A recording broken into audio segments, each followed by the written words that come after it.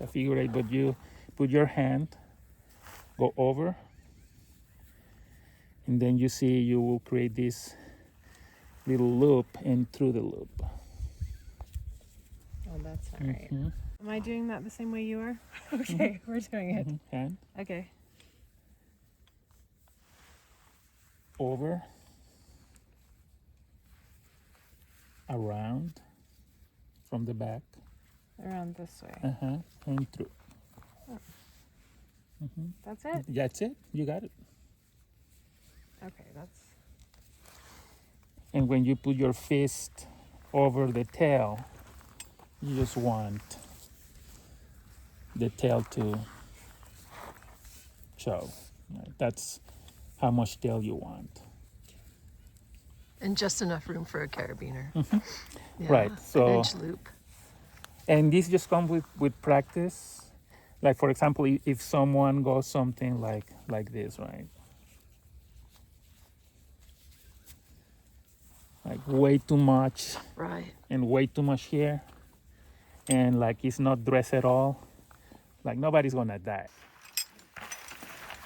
And for example here, if we want to put a fixed line here, since we don't have access to the end of the branch, you will do a figure eight. You do a rethreaded. Right. You do the same thing, like hand over, around, but this time is just, Pull it through. and you go around the object that you want to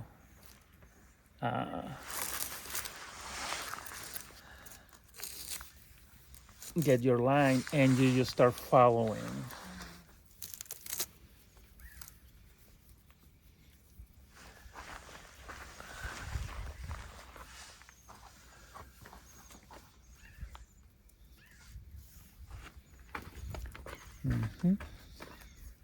So it's similar to a water loop. Right. You're rethreading.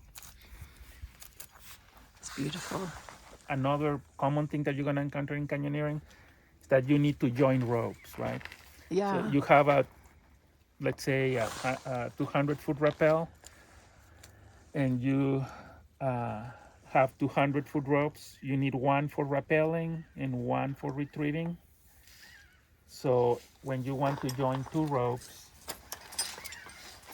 instead of doing the rethreaded around a tree, so we'll do the same thing. You just have your figure eight single, and you are just gonna rethread a second rope here. So similar to definitely your wetting water. Yeah, knot, exactly. But you're adding the two ends. Okay. Right. Ready? Let's try this. Oh. Okay. And same thing, you just have Do you recommend going this side, or does it matter? it doesn't matter, but usually you end up less dressing through that side. Yeah, that's what I meant. Okay. So here you see kind of the same thing. You just dress it a little bit, tighten, and as long as you have this much tail, it's okay. This thing, when it's loaded, you see that it's just cinching on itself. If it doesn't have enough tail. If like it will be super bad if you have like this little man, right? If it's just the rope is setting on itself when it's loaded, yeah, You're in trouble. right. Yeah. You will see people sometimes doing this sort of thing. The fisherman knot. And by people, I mean rock climbers. So I'm impressed that you just can pull that out of your brain So I just went like 10 minutes without talking about your rock climbers. This is not gonna hurt. This isn't gonna hurt anything. But if you have long enough tails, it's kind of superfluous. So that could... Engineering with someone that to join ropes they wanna do this, which is what we did now, which is a 1, 2 on one side. And you switch 1, 2 on the other side. This thing is just the same thing. Just grab it. I have enough. Have enough. This is a double Fisherman's, and it's super secure. And it doesn't take any more or less rope than the rethreaded figure 8. No.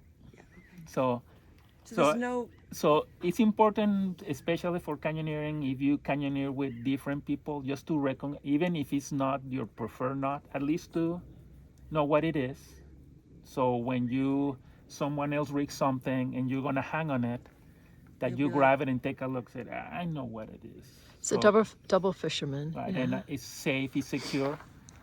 And if he tied it or she tied it and she's the one undoing it, knock yourself out. Yeah. I'm just know that it's safe and it's okay. Bowline, you will go around an object.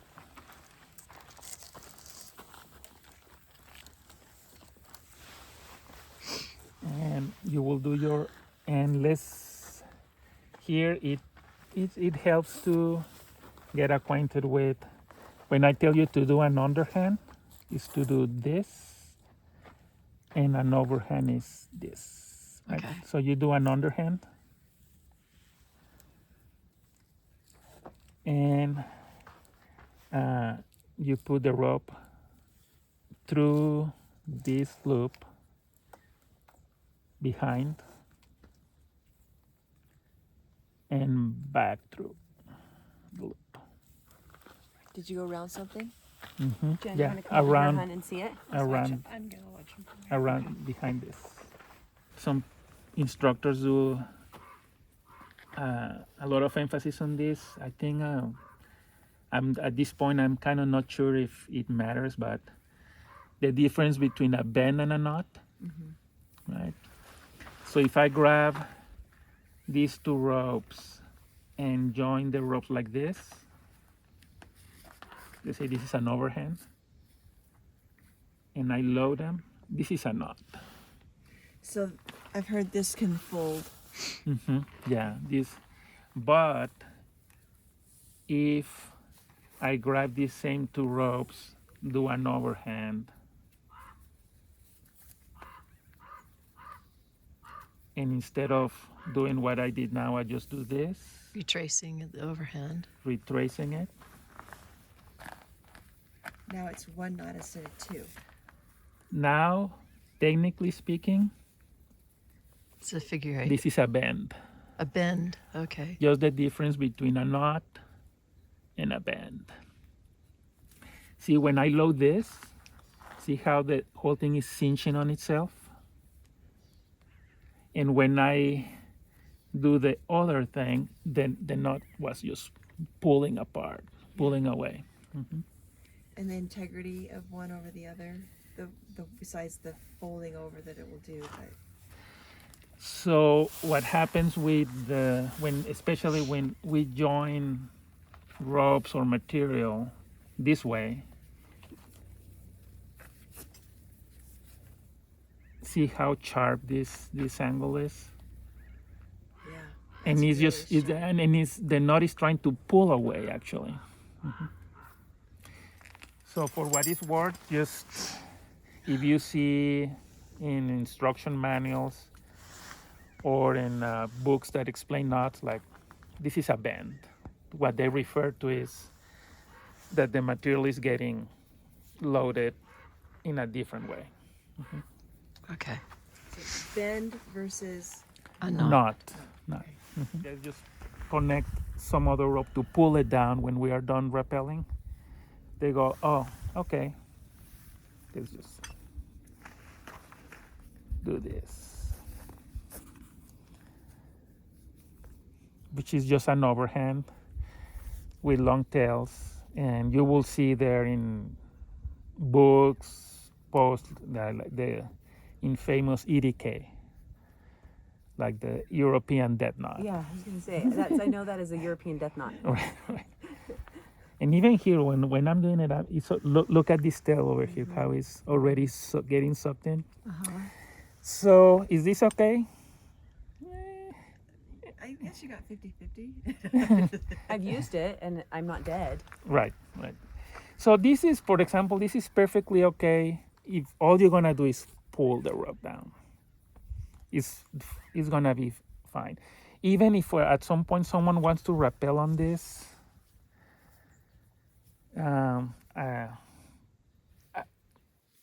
it's kind of okay, but some people, For that 10 feet. some people, I'm not sure why. Well, I guess I suspect that some people had a lot of attachment to overhands because they are so easy to do, right? And other people that they just claim that this is a super advantage is when you do it like this and you are pulling rope down over rock or edges, it just offers this really flat profile. So when you are pulling it, it's not getting stuck on anything. Oh, yeah. Oh, that's a good advantage. Yeah. Instead of a bend, that would get stuck. If you, for example, do a figure eight, you will see this thing just kind of bumping and getting stuck on things. So this is a bend, right? No. This is Just overhand? this is a The knot. overhand. The Alpine Butterfly, it's a knot that we use when we are in the middle of the rope and we need to create an attachment point. So like if we want to create an attachment point at the end of the rope, we will just use the figure eight, right? But if we have a rope that is long and we want to come to the middle and we want to put an attachment point, if you do a figure eight, Ooh, I'm learning this new way to do it. This is exciting. and the rope gets loaded, It will. like the figure eight will just like, go do this. So the Alpine Butterfly, the baseline to learn it is just grab your hand, cross the strand once, cross the strand twice, and grab this, the one that is closer to the tip of your fingers, like that, and go under.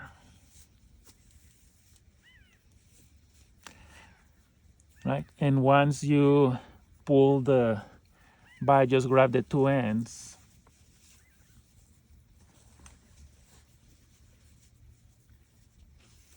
And And then it makes that pretty. yeah, I don't know if Finish. this is a butterfly, but Some hand loops if we want. Bowline. Or anything. We could just throw a butterfly over. so if for the, Alpine loop. Yeah, I can remember the butterfly. Okay. Yeah, Merlin dotted all that. And then you use the Alpine loop to secure onto an anchor of some sort. here you will secure yourself here. And you say, look, like the rope is now too weak. You can grab that core shot and just put it right here. Okay, that's what we did with, that rope we thought was compromised. We just didn't. The butterfly is the same way. So we did it just in the middle of the rope, like this, right? Right? But if you want to retread it, you will need to do it at the end, right? So the base for a butterfly is an overhand, which is kind of, so you would do the overhand.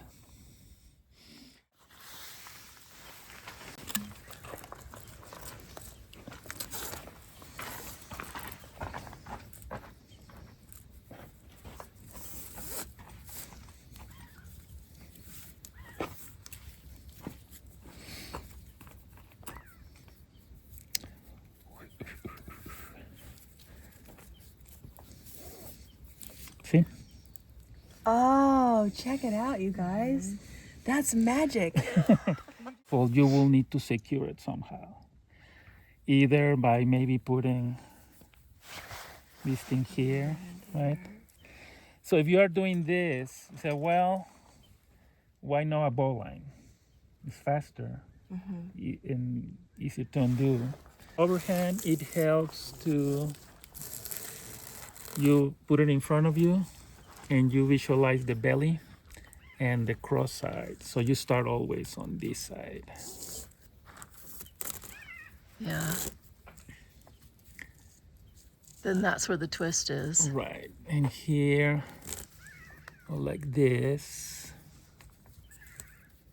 Also, Oh, wait a minute, here is a twist.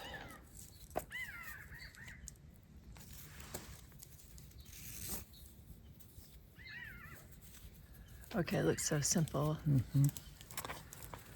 There you go. got that bowline. Okay. You need a full-length safety, which you need to reach kind of your wrist or your palm to secure two things. You need an extra one that is roughly half, and use this for a bunch of things, like maybe you are passing bolts on a traverse line. In rescue, and you guys saw this, right? When you are doing self-rescue, you are attaching yourself to the rope and you want to pass a knot or get some piece of gear on jam, you do a maneuver called clipping short with a shorter. So you go like this, now you put slack on this and you can remove this guy. But sometimes you need even a shorter point. Right. And the shorter point, depending on what you bought for your safety lanyard, is something like super short right here. This guy has one here and one here. Right. And dynamic rope is what climbers use. Okay. And I put one carabiner here, and I do a shorter one here, and I just created my. Nice. That would have saved me $50, Adolfo. So this is something overhand. Put it through. Come over here.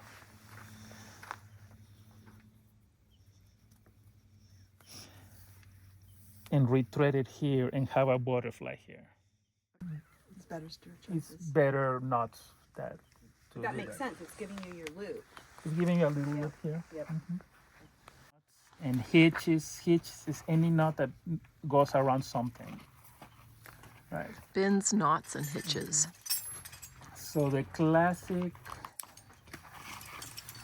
the two hitches that we use the most. Oh, see, they are both on top. Oh, yes. Right. So it's Under. Over, under. So one is over, and One the is other one is under. under. And then it crosses. Then it crosses. Okay. Oh, very cool. Yeah. Because that's also the start of the munter. If just by mistake You do a munty. A munter. you go like this, It's going to release. it's gonna run, right? Yeah. So Do you mind showing me the clove hitch from the thing one more time? So under, or it goes over, and that one's under. Same thing. Yeah. Loop, Same direction. loop, and Close fold. your book. No, that's just a twist. That's not. so And you know, because it'll feed, and then you can pull it the other direction, Right. and it'll stop it. so you have I've done it every this. day. You gotta do it like every weekend. This is a clove. Because it comes behind it and loops, and you under looped it. And then the munter is, I know. It's gone. okay. So I was watching videos. No. I put some So with these closed loops with accessory cord, This is probably a climber thing, huh? yeah. No, I mean, I have one of those. It's the Fisherman knot, right? This is a symmetric prosec. Symmetric prosec, and it goes both ways. And you did three. So you hang three yourself loops. from this just the same as you did with the other one, like there, and it works. Doesn't Just slide as slick as. so if you are fully weighted on this, just tie it more. Like just and It then doesn't move. and you try to break it, it won't break. One way, Oh, okay. and you come down over. So it's like a concentric, but there's several rings on the top. That's another way of So saying. now all the holding power is above you. So you are going up. Holding. This is just a asymmetric process. Asymmetric prosec. Asymmetric. Concentric, Symmetric. symmetric, asymmetric. Symmetric, asymmetric. Because now you've put the weight load on the top, and that's what makes it the asymmetric. Right. Okay. Still, if this is fully loaded, it won't come. It won't break. But this is perfect for ascending, right? Ascending. Zero struggle, right? So that's only made by Petzl. Right. That's a Petzl T-block. T-block. Right. And the other one is This is What a is- basic. a basic. Basic. It's a Petzl basic. This guy. Bending over goes for me these days. You install it somewhere. Uh-huh. Oh, so that was super fast. A Petzl basic. And there's no energy lost on it down. Like sometimes it you can bring pulls. it up and you lose a little bit as you. How do you lock it in. release that? This is going to be locked in. There's nothing lost. Yeah, there is no loss. When you move it up and then you load it, it's just there is no stretching, no nothing. Right? And then it, oh, there you pull it out. Probably, if you are on a pinch, you can do it. That's But what I do. probably, if you're gonna run it, maybe not the best idea. These links, if at some point the friction on the rope will burn the sling, especially if it's Dyneema, right? Especially Dyneema, it will burn. Okay.